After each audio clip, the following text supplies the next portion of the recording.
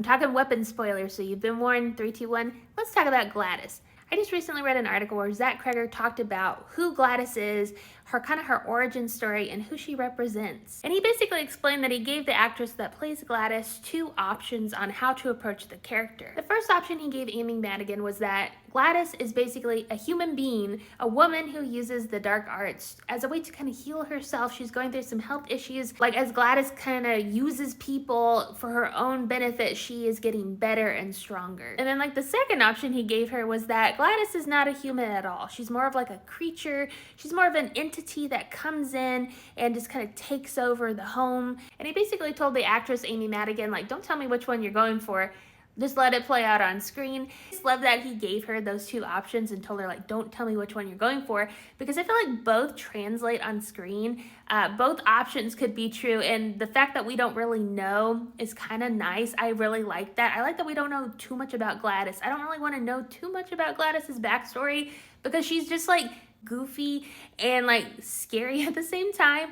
I really liked her. I thought she was like a force to be reckoned with. I mean, just the amount of power she had over everyone was terrifying. The moment Josh Brolin goes into the basement and she's just like crouching in there and it's like this giant jump scare. That's the one time in this movie that I jumped out of my seat. That got me. I really like Gladys. I feel like she's gonna be like the next horror gay icon. Although she did kill two of the gay characters in this film, which I did not appreciate. I was not very ally of her. But I really like Gladys. And I really like how Zach Cregger also explained in this article how Gladys represents basically his own childhood. Gladys kind of represents alcoholism in the home. Gladys represents this force that comes in the home, takes over Alex's parents. They are overcome by this force and they become kind of zombified. Zach Cregger talked about, like, that's what it's like to be a child in a home where the parents have alcoholism, because before the parents are taking care of the child, like they are feeding the child soup, and then something changes to where this child becomes the caregiver. The child has to be the one to feed the parents soup,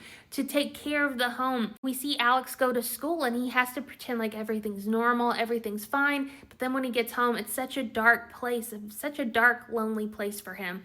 So knowing more about Zach Cregger's past, knowing more about kind of who Gladys represented, like she represents kind of this dark force of, you know, trauma in the home for children who are living in this type of environment. I thought that was really insightful. I really enjoyed knowing more about Zach Cregger and kind of what he went through and what this meant to him personally and what he went through as a kid. Like, I really enjoyed learning more about this. I love this movie so much. It is so unique.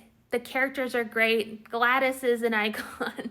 And yeah, I really enjoyed learning more and more about the backstory of this story because it is such a great story. I really enjoyed Weapons. What did y'all think of Weapons?